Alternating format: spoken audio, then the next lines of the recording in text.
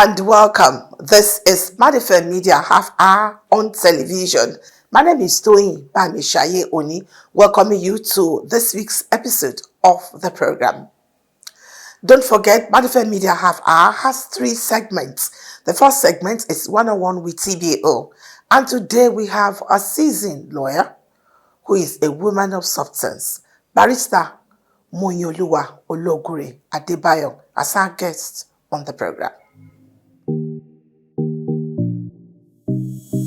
Hello and welcome. This is 101 with TBO Madife Media Half Hour. My name is Toyin Bamishaye Oni. On this segment, I have a seasoned lawyer, a woman of substance who is fully equipped to talk on any situation in the country. Please welcome Barrister MOYINOLUWA OLOGURE ADEBAYO. You're welcome. Good evening, viewers. Thank you so much for honoring our invitation. It's my pleasure. Quite some time now, we know a lot of things has been going on in this country, and people are saying, okay, it is APC, okay, it is PDP. Some people are saying there's some disgruntled elements who really don't want peace for Nigeria. What is your take, or who do we blame for this insecurity in this nation? I'm sure every normal Nigerian is concerned about this problem now. And it's a multi-dimensional problem. The sources are many, and I don't know if I have time to be able to go to them one on one. Yeah, you can maybe in a nutshell. Okay. Yeah. So I have summarized it to our political, economic, and social structure, the structure of our country, politically, economically, and socially. That's why we're having this problem. So first of all, we start from the deep poverty in the north. It's deep. The poverty in the north is deep. That gives the people the motivation, gives them the men, the people to be used as cannon fodders for that. And again, it's like they are now taking their own share of the national cake.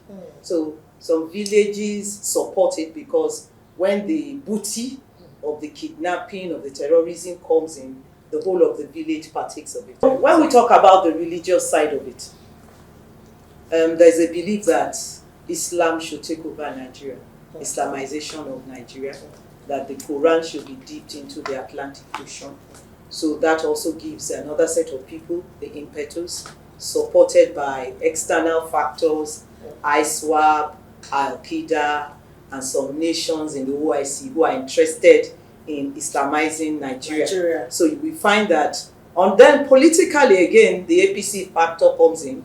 APC wants to come in again in 2027.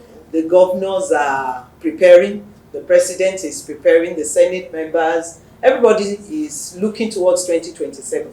So that kind of limits and informs what their reaction is to this problem. So again, some people are using it as a bargaining power. It's going to be their own bargaining power for what they get in 2027. So we can see it's multidimensional. Okay. Would you say that the current administration is really winning the war? We know that the last few weeks, within 1 week, Kebbi, Kwara, and another state like that. And at the end of the day, they said these people are released. No arrests. No one is arrested. In connection with the act.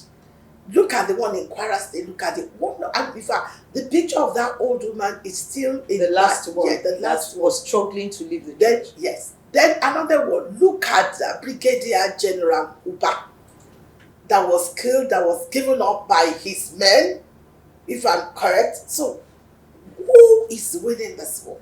So again, that lends credence to the fact that I said this thing is multidimensional. It tells us one thing: our armed forces have been compromised. I mean, you cannot kill a general and you will not see the whole of the army of that nation move to that place and take vengeance almost immediately. But since that happened, we've not heard anything. And then look at, like you said, look at the rates immediately after the Trump threat. It's like some people are reacting to this threat, and then our government is reacting by negotiating. Otherwise, the church people, CAC, were released. We didn't hear who were the ones who kidnapped them. We didn't hear that they were arrested. We didn't hear that they are being tried. Nothing. So you can see that there's some undercurrents that because of the desire of this administration to continue in government in 2027, it limits their reaction. You know, they have to talk to somebody to be able to get what they want. So they are not winning at all. Thank you so much, Barrister. I wonder, where do this Boko Haram gives them, where do they get their weapon from? Because I saw online that there's these young soldiers that are saying that they want us to go they can, if they have the ammunition, if they have the power, how many are they? That they will just go and overrun this book, but they don't have the firepower. It's like this Boko Haram, they have this superior power. Who is giving them this ammunition? Is it spirit that is giving them ammunition in Sambisa forest? In fact, I think I read something that said an AK-47 is at least 300,000 naira. Most people on the street cannot afford that. Yes. So there are some people, there are a group of people arming them. There are a group of people organizing them. There are a group of people commanding them, telling them what to do. And there are people who are high up in society. And again, I said, they have some foreign support.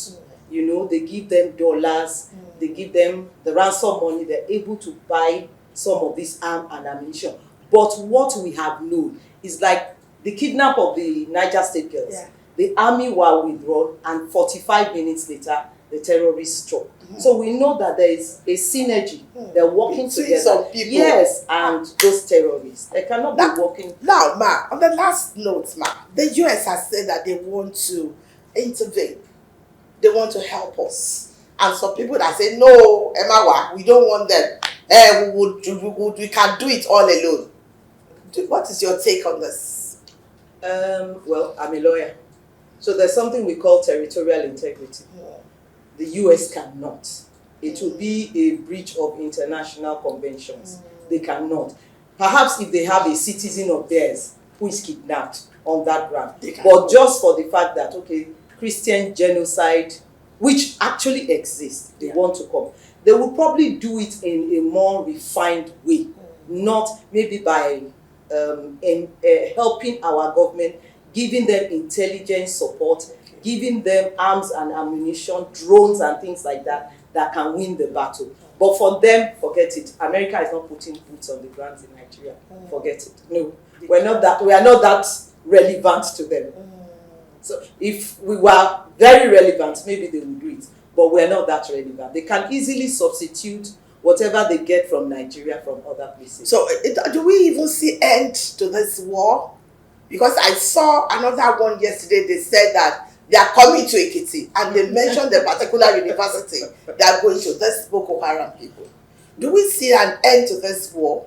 To this, because if I want to go to my state now, I have to be reading Psalm 91. First of all, we have to be sincere to ourselves. The government has to be true. The government has to acknowledge that this problem exists and be willing to solve the problem. Once our government does that, there will be solution. We'll solve. I've been speaking with Barrister MOYINOLUWA OLOGURE ADEBAYO the last couple of minutes on 101 with TBO. We thank you so much, ma'am. It's my pleasure. Thank you for the honor done us. The program continues shortly. Don't go away.